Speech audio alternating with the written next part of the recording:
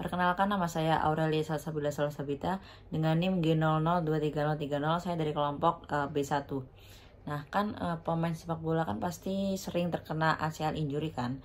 Nah, jadi di video kali ini aku mau bahas tentang OSA yang terkait dengan ACL injury, terus ligamen-ligamennya, lalu artikulasi apa yang menyusun ACL tersebut. Nah, jadi kan ACL injury itu kan ada di bagian epifisi distal.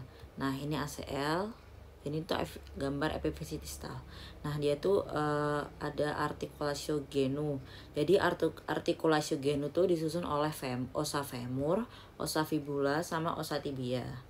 Terus dia ini ada ligamen-ligamen yang memperkuat artikulasio genu ini, yaitu dia ini ada ligamen coratella mediale, lalu ada ligamen coratella laterale, lalu ada ligamen patella, lalu ada ligamen cruciatum anterius et posterius, lalu dia ada ligamen transversius genu.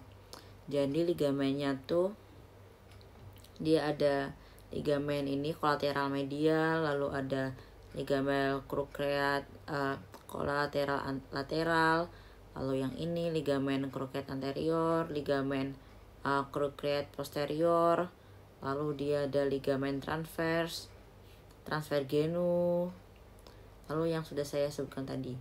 Selanjutnya kan di epifisis distal ini kan pasti ada muskulus sama tendon yang dia tuh perannya untuk menggerakkan ini kan, untuk pergerakan struktur ini kan. Lalu di sini tuh ada di bagian anteriornya dia tuh ada musculus rectus femoris. Jadi di sini ada musculus rectus femoris, lalu ada dia musculus vastus medialis. Di sini ada musculus vastus medialis, lalu ada juga musculus vastus lateralis, lalu di sini ada juga musculus vastus intermedalis. Lalu selanjutnya di bagian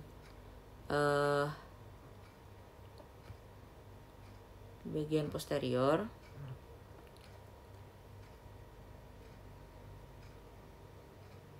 di bagian medial, di bagian posterior dulu. Jadi di bagian posterior ini tuh ada musculus bicep femoris. Ini musculus bicep femoris. Lalu dia ada musculus semimembranosa, ada musculus semitendinosa, sama musculus gastrocnemius. Ini ada musculus semimembranosa, gastrocnemius, musculus adductor magnus juga ada, tapi dia di bagian sini. Lalu juga ada musculus popliteus. Nah, selanjutnya kita ke bagian medial tadi. Jadi di medial dia ini itu ada musculus sartorius, terus ada musculus fasciae latae, dan dia ini bagian dia ini tuh disusun oleh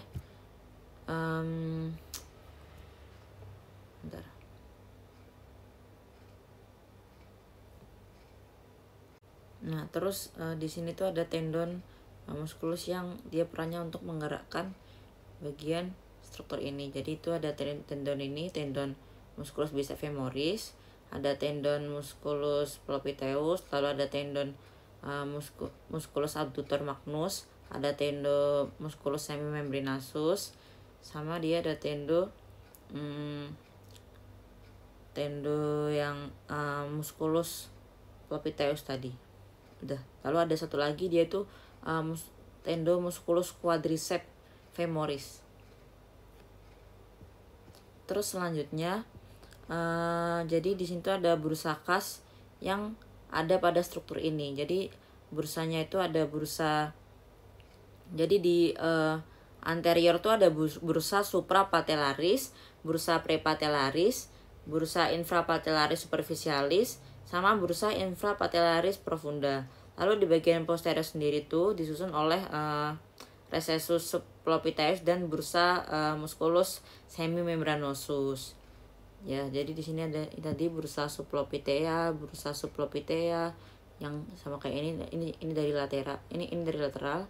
Ada bursa infrapatellaris profunda, bursa subfacillaris papitellaris, ada bursa suprapatellaris itu.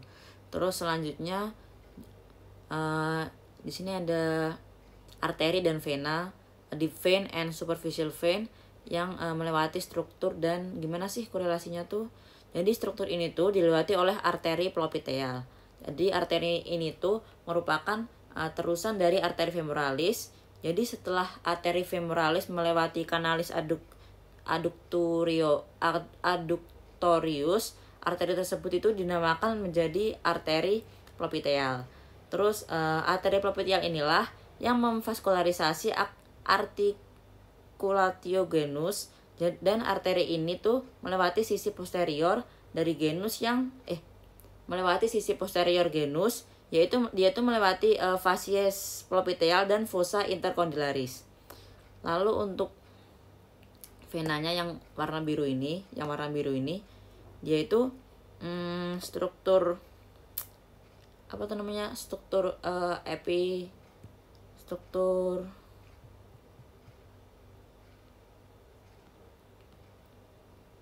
Lalu untuk vena yang biru ini, jadi struktur epifisis itu dilewati oleh vena poplitea di profundus, dan vena sapena magna, dan sama vena parva di superficial. Jadi vena superficialnya itu ada vena sapena magna dan vena savena parva. Fungsi vena ini sendiri adalah untuk mengangkut darah dari kulit dan jaringan lunak di sekitar epifisis dan bagian femur.